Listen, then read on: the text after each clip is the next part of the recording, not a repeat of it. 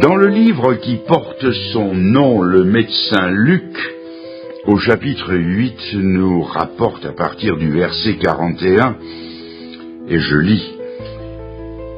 Voici un homme nommé Jaïrus, qui était chef de la synagogue, vint se jeter aux pieds de Jésus et le supplia d'entrer dans sa maison, parce qu'il avait une fille unique d'environ 12 ans qui se mourait. Et c'est dans la lancée de ce récit que je poursuis. Pendant que Jésus y allait, il était pressé par la foule. Or, il y avait une femme atteinte d'une perte de sang depuis 12 ans, et qui avait dépensé tout son bien pour les médecins, sans qu'aucun ait pu la guérir. Elle s'approcha par derrière, et toucha le bord du vêtement de Jésus. Au même instant, la perte de sang s'arrêta, et Jésus dit, « Qui m'a touché ?» Comme tous s'en défendaient, Pierre et ceux qui étaient avec lui dirent, « Maître, la foule t'entoure et te presse, et tu dis, « Qui m'a touché ?» Mais Jésus répondit, « Quelqu'un m'a touché, car j'ai connu qu'une force était sortie de moi. » La femme, se voyant découverte, vint toute tremblante se jeter à ses pieds et déclara devant tout le peuple pourquoi elle l'avait touché et comment elle avait été guérie à l'instant. Jésus lui dit, « Ma fille, ta foi t'a sauvée, va en paix. » Dans ce récit, nous prenons contact avec une femme qui est solitaire, souffrante et immensément triste. Elle a beaucoup de raisons pour être triste. Depuis 12 ans. Et Dieu sait si les années sont longues pour ceux qui souffrent.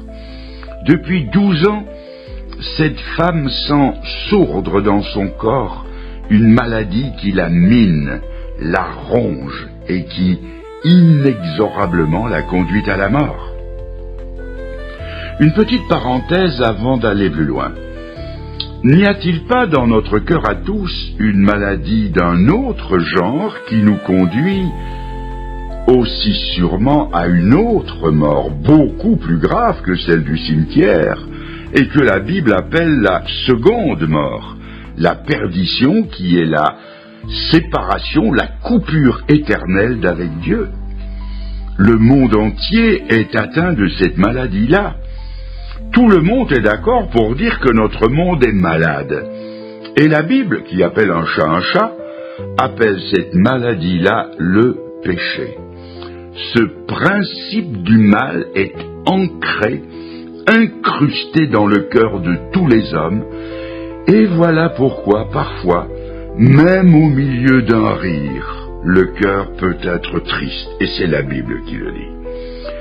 C'est à cause de cette maladie que nous portons en nous qu'on peut être seul au milieu d'une foule et que l'on peut être triste au milieu de ses plaisirs. Et c'est bien là ce qui caractérise notre génération. Il y a, comme l'a dit Pascal, il y a un vide qui a la forme de Dieu dans le cœur de tous les hommes. Pour être guérie, cette femme avait tout essayé. Elle avait fait le tour des docteurs, elle y avait laissé toutes ses ressources d'argent sans qu'aucun pût lui apporter la guérison. Et certains ont aussi fait, non pas le tour des docteurs, mais le tour des doctrines. Vous avez peut-être essayé quelques ismes de la philosophie, l'existentialisme de Jean-Paul Sartre, le monde de l'absurde d'Albert Camus, j'en passe. Peut-être même que vous avez fait le tour des doctrines du christianisme, essayé quelques-uns de ces ismes, et que, en venant ici ce soir, vous espérez en trouver un de plus qui sera le bon. Dans ma jeunesse, quand la pensée est encore mobile, j'en ai essayé plusieurs. Enfin, j'avais cru trouver ma doctrine, mon héros, mon philosophe à moi, celui qui était censé me guider dans la vie. C'est Edmond Rostand qui avait campé dans son personnage de Cyrano. Cyrano, mon maître à moi, quand il disait rêver, rire, passer, être seul, être libre, avoir l'œil qui regarde bien, la voix qui vibre, maître quand il vous plaît son feutre de travers, pour un oui, pour un non, se battre ou faire un vers. Travailler sans souci de gloire ou de fortune à tel voyage auquel on pense dans la lune, n'écrire jamais rien qui de soi ne sortit, et modeste d'ailleurs se dire, mon petit, sois satisfait des fruits, des fleurs, même des feuilles, si c'est dans ton jardin, toi, que tu les cueilles. Et s'il advient d'un peu triompher par hasard, ne pas être obligé d'en rien rendre à César, vis-à-vis de soi-même en garder le mérite, bref, dédaignant d'être le lierre parasite, lors même qu'on n'ait pas le chêne ou le tilleul, ne pas monter bien haut peut-être, mais tout seul. J'avais enfin trouvé mon docteur, mon isme, ma doctrine. Je la tenais, ma devise. Du moins, je croyais la tenir. Ne pas monter bien haut peut-être, mais tout seul. Et tout seul, je ne suis pas monté bien haut. Je suis même tombé bien bas. Le résultat, c'est que, comme cette femme, je m'épuisais et mes réserves physiques et psychiques baissaient rapidement. Quant à elle, elle avait fait le tour des docteurs pendant 12 ans. On ne pouvait en tout cas pas la blâmer de manquer de persévérance. Et chaque fois qu'elle allait trouver un nouveau praticien, chaque fois naissait une nouvelle espérance, suivie d'une nouvelle déception. Quand ça ne va pas, il y a toujours des âmes charitables qui viennent vous donner des bons conseils. Une voisine lui a peut-être dit « Madame, pourquoi n'essayez-vous pas l'autosuggestion, la méthode Coué ? Vous répétez 100 fois, de plus en plus vite et de plus en plus fort, je ne suis pas malade, je ne suis pas malade, je ne suis pas malade, avec toujours plus de conviction, et vous verrez que vous serez guéri. » Maintenant, mes amis, ne souriez pas, il paraît que cela donne de bons résultats chez ceux qui ne sont pas malades. Mais si vous vous êtes cassé la jambe, que vous répétiez 100 fois le contraire, cela n'arrangera jamais rien à la fracture. Une autre voisine lui a peut-être prêché la résignation. Donc après l'autosuggestion, la résignation. Ma chère amie, prenez votre mal en patience. C'est facile à dire quand on est soi-même en bonne santé, d'autant que les bons conseilleurs ne sont pas les payeurs. Nous avons fait comme cette femme, nous aussi, nous avons essayé avant de nous résigner. Nous avons pris de bonnes résolutions, surtout celle du 1er janvier. Quand on est jeune, on attend les 12 coups de minuit, on prend des résolutions intérieures et on se dit « Cette année-ci, je vais repartir d'un nouveau pas, je vais me refaire une nouvelle vie, on va être quelqu'un d'autre, on va être un garçon propre, on va devenir une fille tip-top, et ça dure 15 jours. On en est alors quitte à attendre le nouvel an de l'année d'après pour repartir à zéro. Et quand il arrive, on recommence. Et ça dure une semaine. Et puis on se résigne. On se console comme on peut, à bon marché. On dit, oh, après tout, je ne suis pas plus mauvais qu'un autre. Mais cela n'arrange rien de ne pas être plus mauvais qu'un autre, surtout dans le domaine moral. Peut-être qu'après l'autosuggestion, la résignation, peut-être que cette femme a essayé oublier qu'elle était malade, mais voyez-vous, la maladie, ça ne s'oublie pas. Même si on s'efforce de ne plus y penser, c'est comme le péché, la maladie du péché, ça ne s'oublie pas.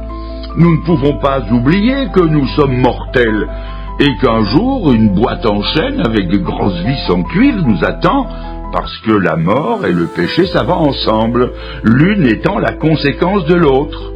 On ne peut pas ne pas y penser, même si on s'y efforce, même si on s'étourdit avec du bruit, de la drogue, de l'alcool, des amis, des plaisirs mondains. Mais à force de vouloir oublier, on y arrive. Et au moment où l'on croit l'avoir oublié, au premier carrefour, pan, qu'est-ce qu'on rencontre? Un corbillard.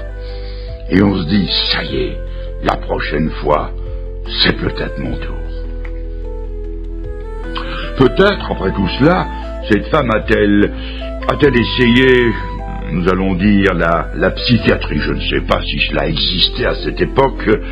Peut-être qu'on lui a conseillé d'aller voir le psy à qui elle a expliqué son cas avec ses mots à elle. Et il lui a dit, mais ma pauvre dame, vous vous faites des idées. Vous dites que vous avez une perte de sang, mais pas du tout, pas du tout.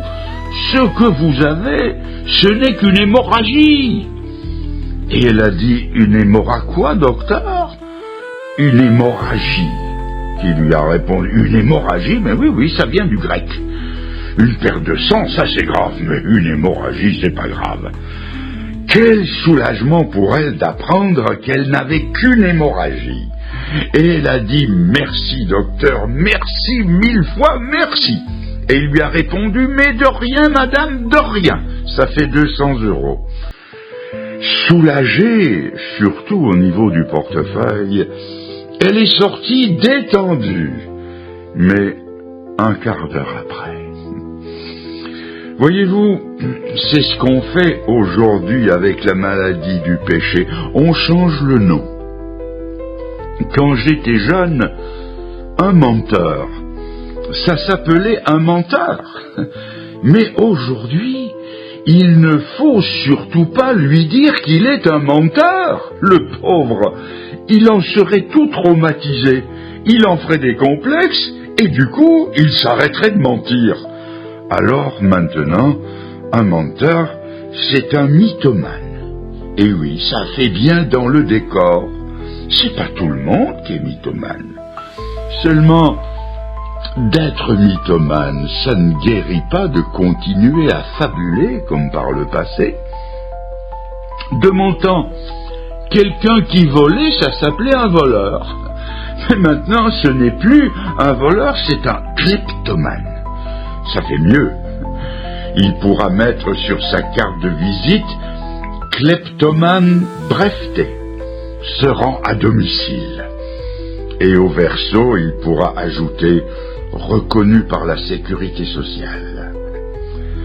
Dieu, lui, ne change pas le nom des choses. Je l'ai dit plus haut. Il appelle un chat un chat. Le péché, péché, la mort et le jugement. Il nous aime trop pour déguiser les choses et changer le sens des mots. Peut-être qu'une voisine lui a dit « Ma chère amie, vous êtes une affreuse égoïste. Depuis 12 ans que je vous connais, je ne vous entends parler que de vos bobos et de vos médicaments. Vous êtes comme ces gens des églises évangéliques surtout. À les entendre, il n'y a que salut, être sauvé qui compte. Il vous faut sortir de vous-même. Aidez les autres d'abord et ça vous passera. » Et elle a dû se dire, après tout c'est peut-être vrai. Elle est alors allée aider sa voisine fatiguée qui faisait la lessive de sa grande famille. Seulement, au milieu de la lessive, elle s'est trouvée si mal qu'on a dû appeler le SAMU. Parce que, voyez-vous, avant de pouvoir sauver les autres, il faut soi-même être sauvé. Vous ne pouvez pas aider les autres tant que vous n'avez pas fait la paix avec Dieu.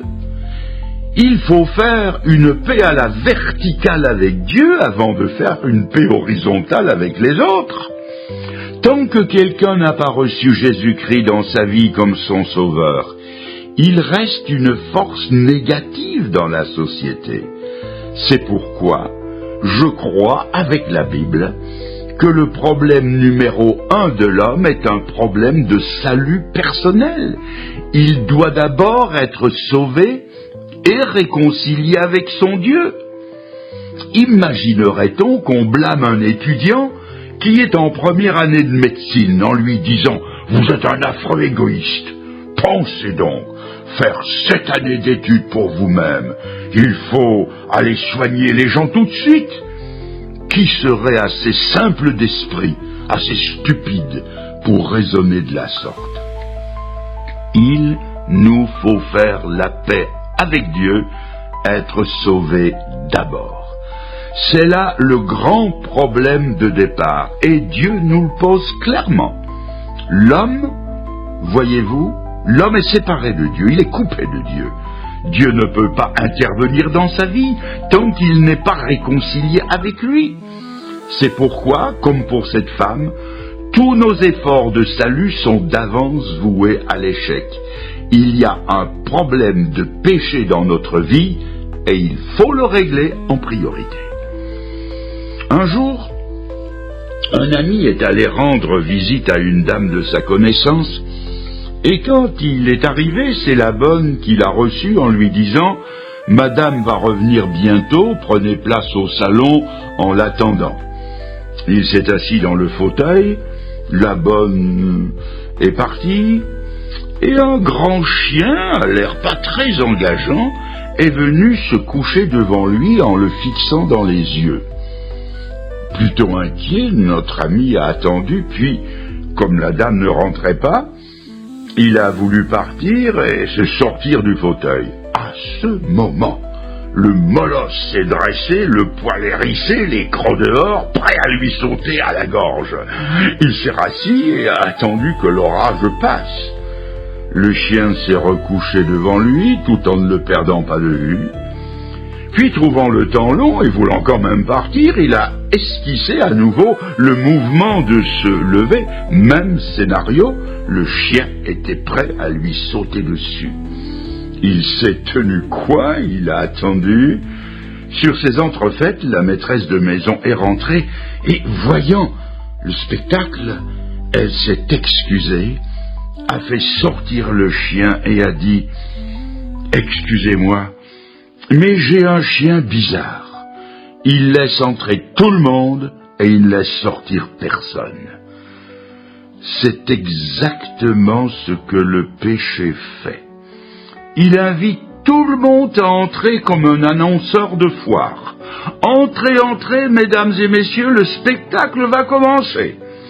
Et en effet, il commence par, disons, une cigarette, ce n'est pas beaucoup. Puis viendront le joint, la drogue, la pornographie, l'occultisme. Et une fois dedans, ils ne vous laissent plus sortir. Vous les connaissez, ces gens qui sont pris par leur passion, incapables de s'en sortir. Et si le Seigneur ne les délivre pas des affreux péchés précités, ou de l'égoïsme, ou de la jalousie, ou de l'envie, ou des mauvais sentiments, jamais ils ne s'en sortiront. Et pourtant, ce qu'il nous faut, c'est de trouver le moyen d'en sortir. C'est une question de salut, c'est le ciel ou l'enfer, c'est l'un des deux. Mais comment s'en sortir? On raconte qu'un forgeron du Moyen-Âge, qui était un fort habile ouvrier, se vantait de forger des chaînes que personne au monde ne pourrait briser. Quelque temps plus tard, il déplut à son seigneur et maître, qui l'envoya croupir dans un donjon où il fut mis au fer. Cet homme s'empressa de regarder les chaînes pour y trouver un défaut, afin de les briser et de s'échapper, et quand il les eut inspectées, il laissa tomber ses bras de désespoir. Il venait de reconnaître les chaînes qu'il avait lui-même forgées, et il savait très bien que celles-là, il ne les briserait pas. Voyez-vous, dans nos vies, Il y a des chaînes qui nous ont été mises par d'autres.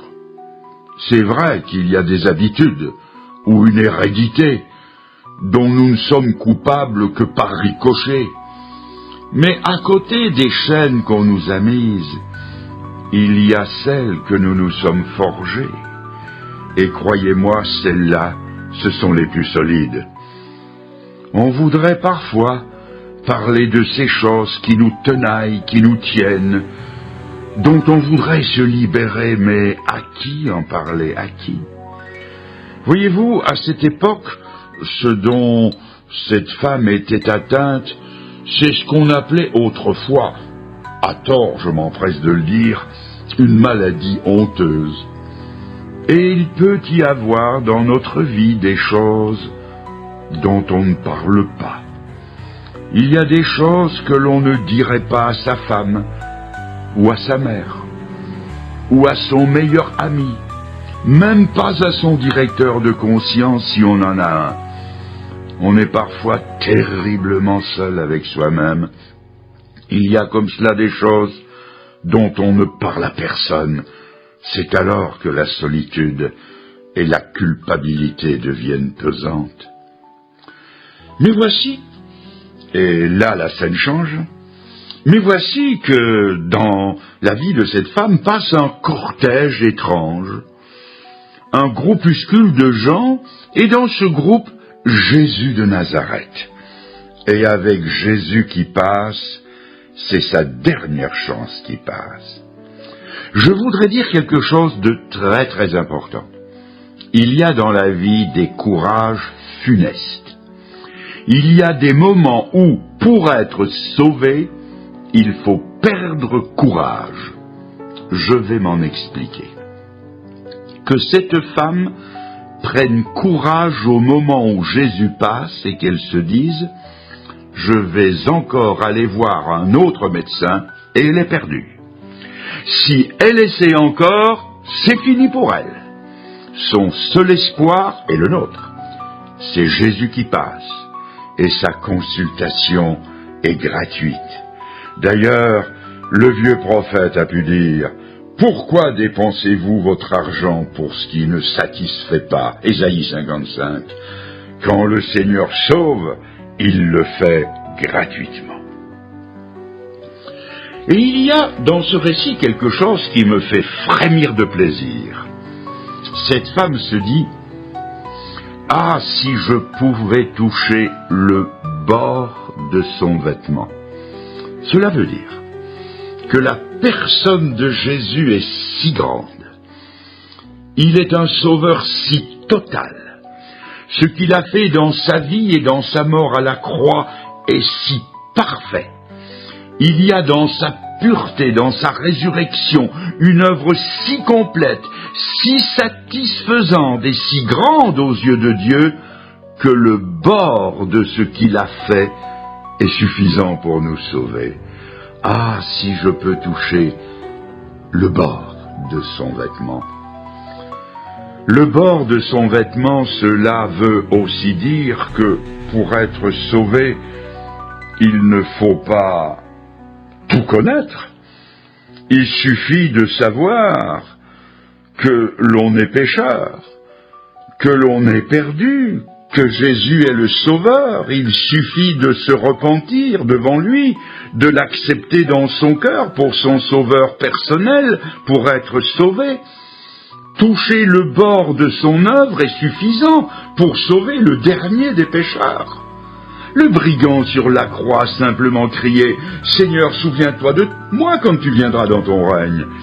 Et le Seigneur lui a dit « Aujourd'hui ». La demande était pour un avenir lointain. La réponse fut pour tout de suite. « Aujourd'hui, tu seras avec moi dans le paradis ». Mais, entre cette femme et le Sauveur, il y a la foule qui l'entoure et qui fait barrage à son désir de s'approcher de lui. Et croyez-moi, il y aura toujours des gens pour vous repousser loin du Seigneur, pour vous empêcher de venir à lui. Et parfois même, ce sont ceux qui l'entourent de plus près qui jouent les gêneurs. Mais quel détermination chez elle. Elle se ferait un passage, elle se force, elle rassemble ses dernières forces, elle tend la main et au passage, elle saisit le bord du vêtement et à l'instant, elle est guérie. Elle est totalement guérie et en un clin d'œil. À partir de ce détail, je poserai une question. Combien de temps faut-il pour être sauvé? Peu me chaussent ceux qui disent « Oh, mais le salut, c'est difficile, c'est compliqué, il faut longtemps pour être sauvé. » Au contraire, on est sauvé en un instant. Je crois en cet évangile d'un salut total qui se reçoit en un instant. J'y crois parce que c'est un don de Dieu et parce que c'est lui qui le dit. Bien sûr que si le salut venait de nous, de nos efforts personnels, il nous faudrait longtemps pour y arriver, et même nous n'y arriverions jamais. Mais ce salut ne vient pas de nous, c'est un don de Dieu, et il se reçoit en un instant. L'instant d'avant, elle était perdue, l'instant d'après, elle était sauvée. Dans un sens, c'est vrai qu'il lui a fallu longtemps pour être sauvée, il lui a fallu 12 ans pour l'être, mais la 12e année, elle n'était pas plus sauvée que la première, au contraire. Ce n'est qu'après 12 ans, au moment où elle a touché le Seigneur, qu'elle est passée en un instant du plus profond de sa maladie au plus total de la guérison divine. De même, il y a des gens qui cherchent le salut, qui cherchent Dieu depuis longtemps. Ça peut leur prendre 5 ans, 10 ans, 20 ans, mais la 20e année, ils sont aussi perdus que la première. Mais quand on rencontre le Seigneur, lorsqu'on saisit son offre par la foi, alors, dans l'instant, on est sauvé. J'ai dit plus haut, je viens de dire que j'ai frémi de joie à cette simple phrase, le bord de son vêtement. Maintenant, ce qui me cause un frémissement d'un autre genre, c'est la question du Seigneur qui se retourne et qui dit « Qui m'a touché ?» Les disciples, Pierre en tête, disent « Seigneur, pourquoi dis-tu qui m'a touché puisque tout le monde te touche ?» Et Pierre avait raison, tout le monde le touchait, mais Jésus a dit « Non, pas tout le monde. Quelqu'un m'a touché. » Il est navrant de voir tant de gens qui, aujourd'hui comme hier, touchent le Seigneur et ne reçoivent rien de lui. Je pense à tous ces chers amis, des gens pieux qui vont à l'église depuis 5, 10, parfois même 50 ans, et qui n'ont pas de certitude, qui ne savent pas où ils en sont quant à leur salut. Ils connaissent la vie du Seigneur presque mieux que la leur, mais ils n'ont rien reçu de lui. Ils ne manqueraient pas un office, ils ne s'endormiraient pas le soir sans avoir récité le Notre Père, mais rien ne les transforme vraiment. Ils étaient boudeurs, et ils le sont encore. Ils avaient un fichu caractère, et ils l'ont encore. Ils étaient avares, et ils le sont toujours. Ils étaient mal embouchés, et ils le sont encore. Ils sont là, autour de Jésus, ils gravitent autour de sa personne, de ses intérêts, de ses amis, mais ils ne reçoivent rien de lui. Troublante question que celle-là. Qui m'a touché? En fait, une seule personne l'avait touché et avait tout reçu de lui, tandis que ceux qui le serraient de près n'en tiraient aucun bien. Quelqu'un va peut-être me dire « Oui, bien sûr, cette femme a vu passer le salut dans la personne du Sauveur. Elle a avancé la main, elle l'a touché, elle a eu la foi, mais c'était facile pour elle.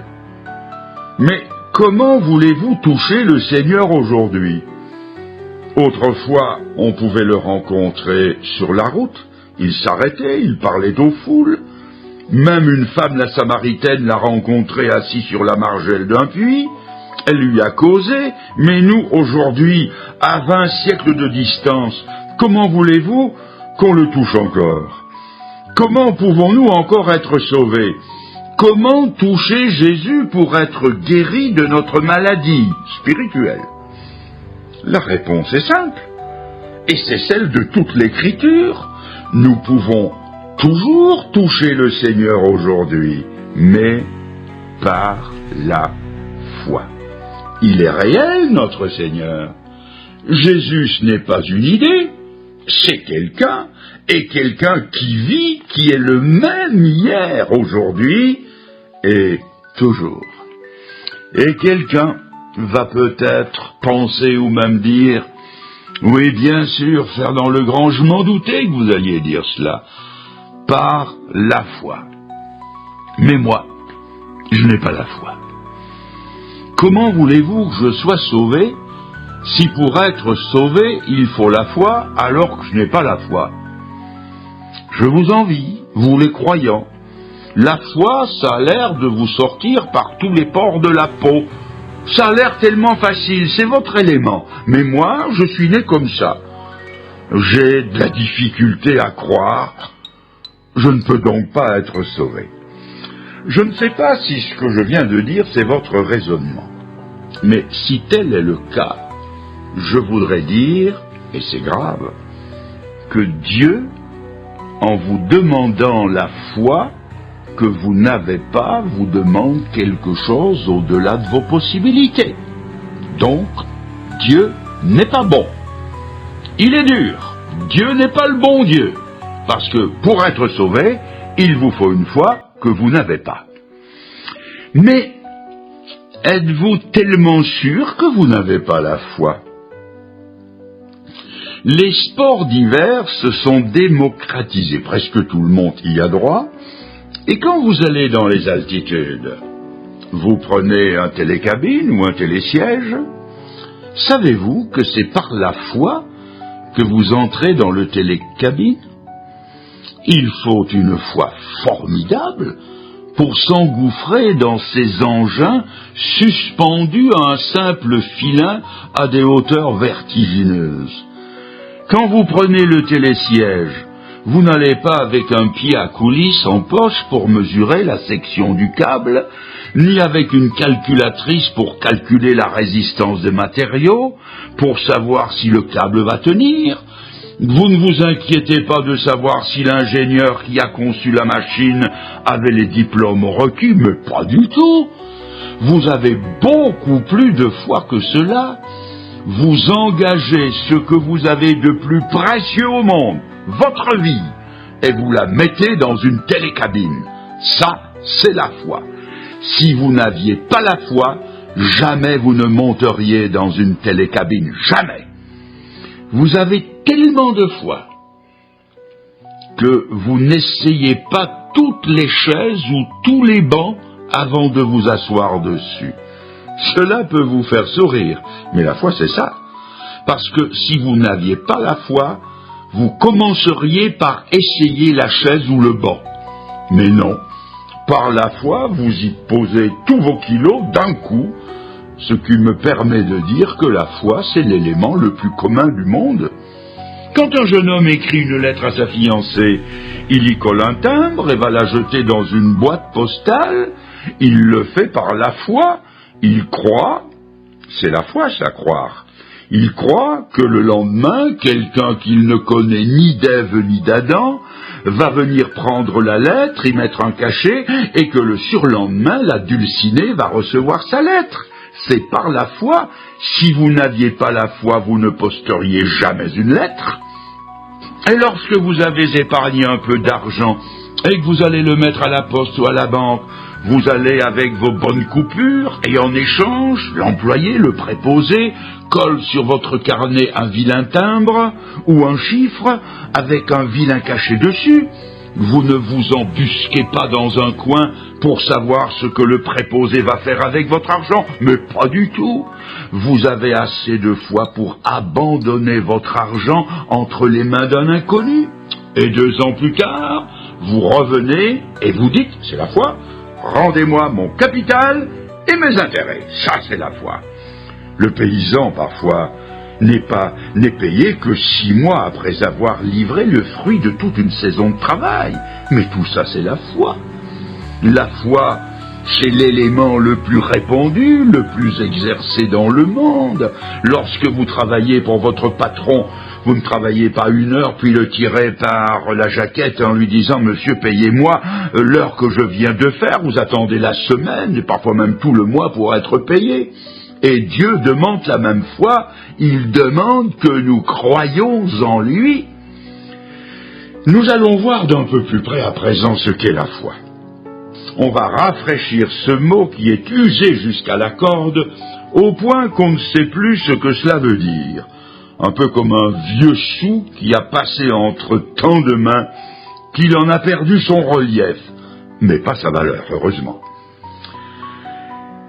Dans l'Épître aux Romains, il est écrit au chapitre 10, « La foi vient de ce que l'on entend, et non pas n'importe quoi, mais de ce qu'on entend de la parole de Dieu. » La foi, nous l'avons vu, c'est croire ce que quelqu'un dit. C'est prendre quelqu'un au mot. On raconte que Napoléon, malgré son cheval blanc, était un assez piètre cavalier, et qu'un jour, passant ses troupes en revue, le cheval s'est emballé, mettant la vie de l'empereur en danger. Un simple caporal, sortant des rangs, s'est lancé au naseau du cheval, l'a bloqué sur place, sauvant ainsi la santé ou la vie de l'empereur. Napoléon lui aurait dit « Merci, capitaine ». Et l'autre s'est mis au garde à vous et a répondu du tac au tac « De quelle compagnie, sire ?» Et l'empereur, honoré d'une telle foi, avec un sourire a répondu « De ma propre garde ». Et ce caporal a été immédiatement confirmé dans son grade de capitaine. Il a saisi la parole de l'empereur au vol. Puisqu'il l'a dit, il ne peut plus se rétracter. La foi, c'est ça. Dieu l'a dit, et comme Dieu ne ment pas, Dieu ne peut pas se reprendre. C'est vrai, nous croyons ce que les hommes disent. Nous croyons les promesses électorales. Nous savons bien que, largement, elles ne seront pas tenues. Mais nous croyons quand même. Nous croyons les informations, et c'est ce que la Bible dit. Nous croyons les hommes. Nous croyons les hommes, pourquoi pas Dieu? Par exemple, vous croyez que les hommes sont allés sur la Lune. Mais quelle preuve avez-vous que ce que vous croyez est vrai? Peut-être me direz-vous que vous en avez la preuve parce que vous l'avez vu à la télévision. Mais ça, ce n'est pas une preuve. Ce n'était peut-être qu'un montage de science-fiction. Cependant, vous y ajoutez foi sans preuve réelle. Mais vous allez me rétorquer sans doute, mais bien sûr qu'on a été sur la Lune. Et la preuve, c'est qu'on en a ramené des cailloux. Mais ça, c'est pas une preuve. Des cailloux pareils, j'en ai tout plein dans mon jardin. Sans preuve réelle, vous croyez ce qu'on vous a dit des expéditions lunaires? Vous le croyez? Et moi aussi, j'y crois. Sans plus de preuves que vous, j'y crois. C'est à ceci qu'on découvre la gravité de la non-foi en Dieu, car la Bible dit dans la première épître de Jean, chapitre 5, « Si nous recevons le témoignage des hommes, le témoignage de Dieu est plus grand. » Et c'est justement le témoignage d'un Dieu qui ne peut mentir que nous ne croyons pas.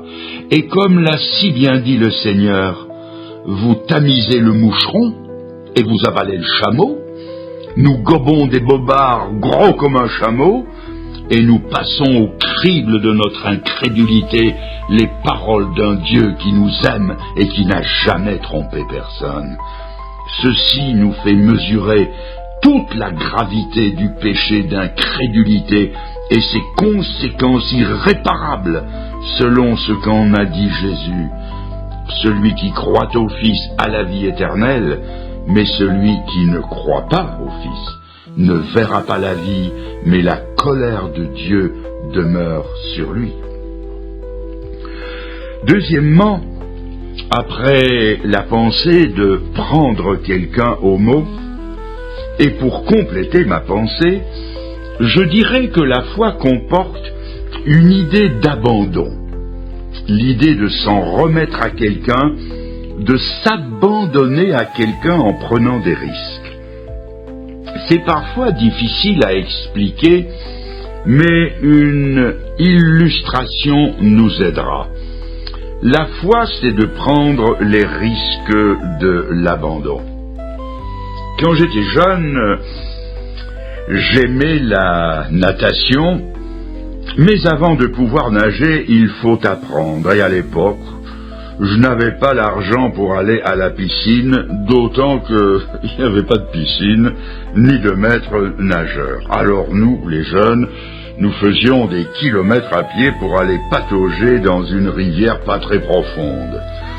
Toutes les années, à la belle saison, on retournait à la rivière pour apprendre à nager, tout seul.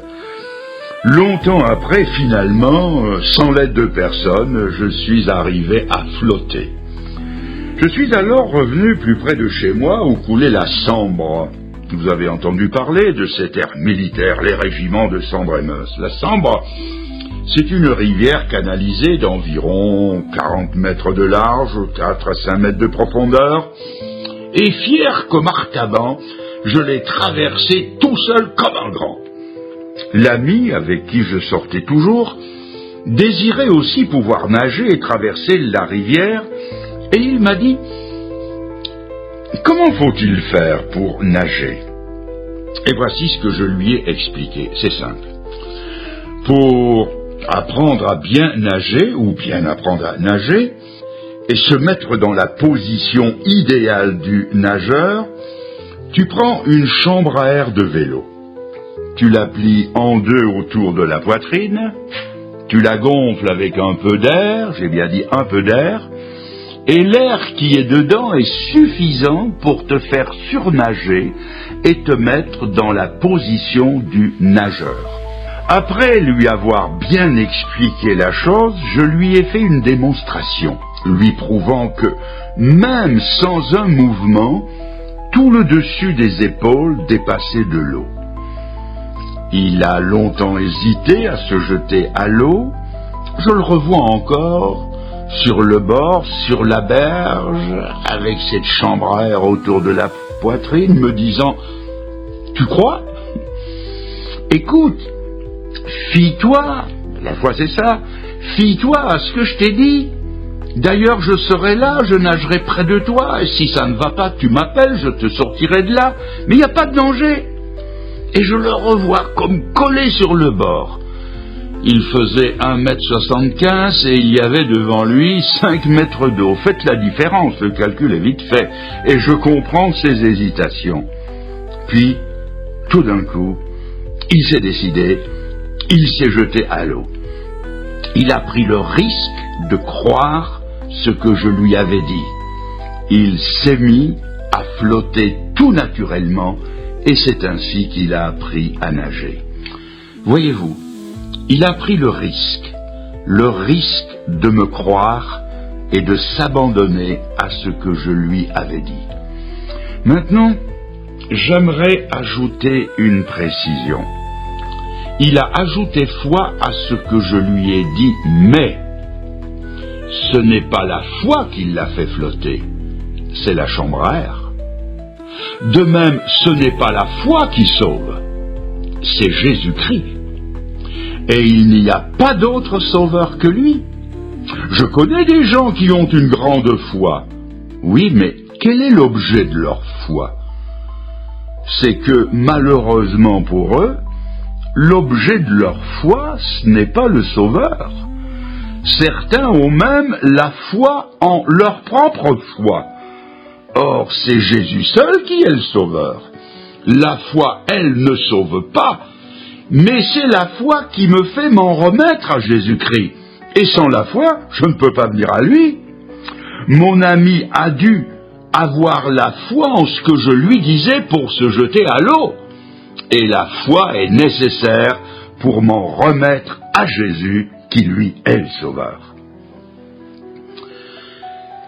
Dans la foi, il y a, outre l'idée de prendre quelqu'un au mot, comme nous l'avons dit, ou de s'abandonner avec un risque, comme nous venons de le dire, il y a aussi et surtout une idée de confiance. Dans le mot confiance, il y a la racine du mot foi, fides, que l'on retrouve aussi dans le mot fiançailles. Regardez par exemple cette jeune épousée tout en blanc. La mariée, on le sait, n'est jamais trop belle. La jeune épousée qui sort de la mairie, elle lie sa vie à un jeune homme qu'elle ne connaît pas. Vous me direz, si elle l'épouse, c'est qu'elle le connaît. Oh non, elle ne le connaît pas. Oui, bien sûr, elle sait son nom, mais ça ne veut pas dire qu'elle le connaît pour autant. D'ailleurs, tous ceux qui sont mariés diront: on ne connaît jamais quelqu'un avant le mariage. C'est toujours après qu'on le connaît. Personne, je pense, ne me contredira sur ce point. Elle lie sa vie, c'est ça la foi, elle lie sa vie à quelqu'un qu'elle ne connaît pas vraiment. Oh, bien sûr, il lui a fait des promesses. Il lui a dit: Amélie, je t'aime, je passerai ma vie à tes pieds, je te rendrai heureux, je te couvrirai de bijoux. Bien sûr qu'il a dit tout ça, mais il n'a rien prouvé encore. Mais elle l'aime, elle a foi en lui, elle lui fait confiance. Qui sait pourtant s'il ne se révélera pas être un homme violent, ou ivrogne, ou coureur de jupons, ou paranoïaque. Quel risque elle prend! Mais gardons cette merveilleuse idée de cette jeune femme tout en blanc qui lie sa vie tout entière avec quelqu'un qu'elle ne connaît pas, mais en qui elle a foi. Eh bien, cela nous ramène au Sauveur. Ne voudriez-vous pas, vous aussi, lier votre vie à la sienne, parce que il a prouvé, lui, qu'il vous aimait. Ce n'est pas que des mots chez lui. Regardez sa vie, voyez sa fin, voyez la croix où il prend la place du coupable, et dites-moi si ce n'est pas là la plus grande preuve d'amour du monde. Et si quelqu'un se donnait à Jésus-Christ ce soir, cela exigerait de sa part beaucoup moins de foi que cette jeune fille qui, je le répète, s'unit avec quelqu'un qu'elle ne connaît pas vraiment, tandis que vous le savez. Personne au monde ne vous a aimé comme le Sauveur. Votre mère ne vous a pas aimé comme il vous a aimé, même si le plus bel amour au monde est l'amour maternel. Jésus vous aime plus que la plus tendre mère.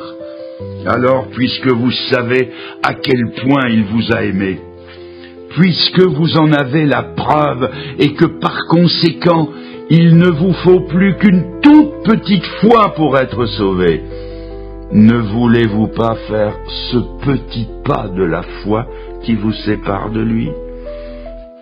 Si vous n'êtes pas sûr d'être sauvé, si vous avez encore quelque angoisse devant l'avenir, la mort, l'éternité, le jugement, pourquoi ne pas prendre cette assurance qu'il vous offre aujourd'hui et qu'il a payé de ses souffrances et de sa vie?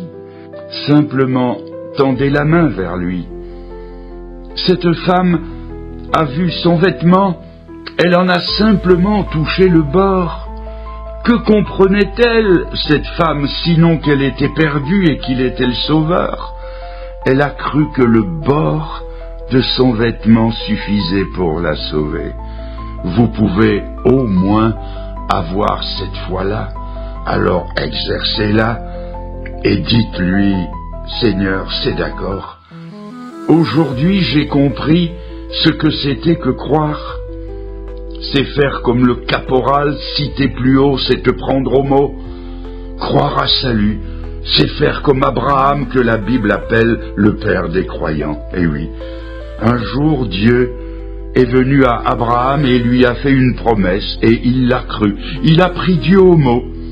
Il n'a pas seulement cru en Dieu, ça, il le croyait depuis longtemps et il n'était pas sauvé pour autant. Mais il a cru ce que Dieu lui disait et c'est à ce moment où il a cru la parole de Dieu qu'il a été sauvé. La Bible dit que sa foi, à cet instant-là, lui a été comptée à justice. Vous trouvez ça dans Galates chapitre 3 verset 6.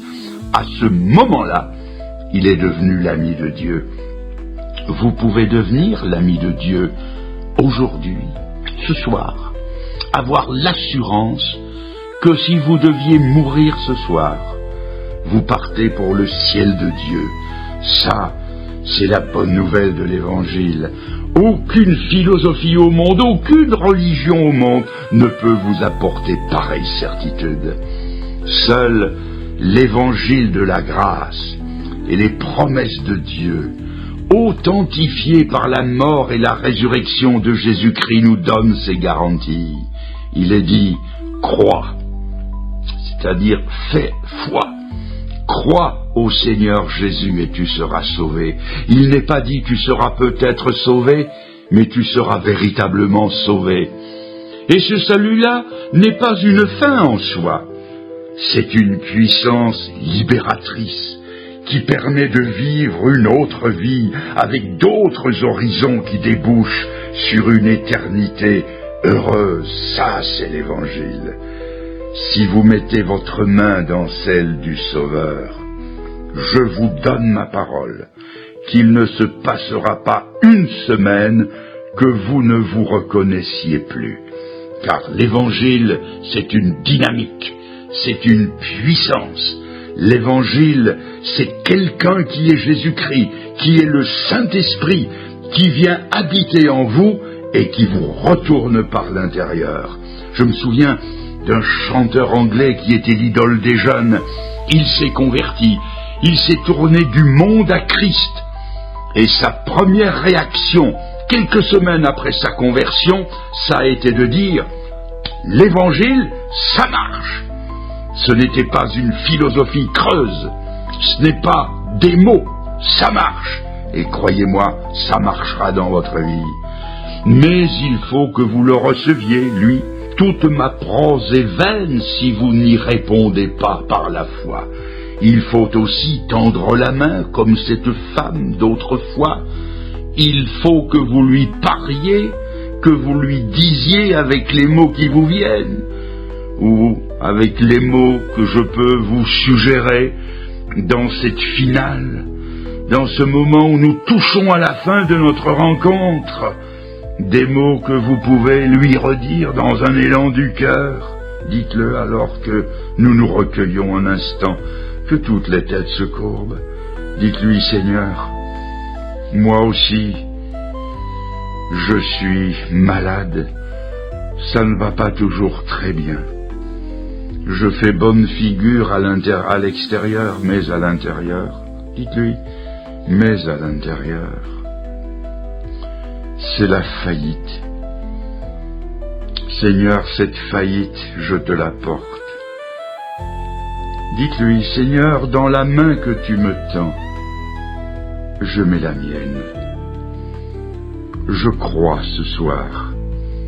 Je crois comme je n'ai jamais cru. Dites-lui, Seigneur, j'ajoute foi à tes promesses. J'ajoute foi à ton amour. J'ajoute foi à ton pardon. Dites-lui, Seigneur, je crois, je te crois. Je prends le risque. Dites-lui, je prends le risque de m'abandonner à toi. Mes amis, dites-le comme cela. Dites-le autrement. Dites-le avec les mots qui vous viennent, mais de grâce. Dites-le maintenant. Appelez-le dans votre lit. Donnez-vous à lui. maintenant. Mes amis, que Dieu vous accompagne et qu'il vous bénisse. Et je cède maintenant la suite de cette rencontre pour la clôture de notre soirée. Et je vous dis à bonsoir. Bonsoir, je vous dis bonsoir et à demain.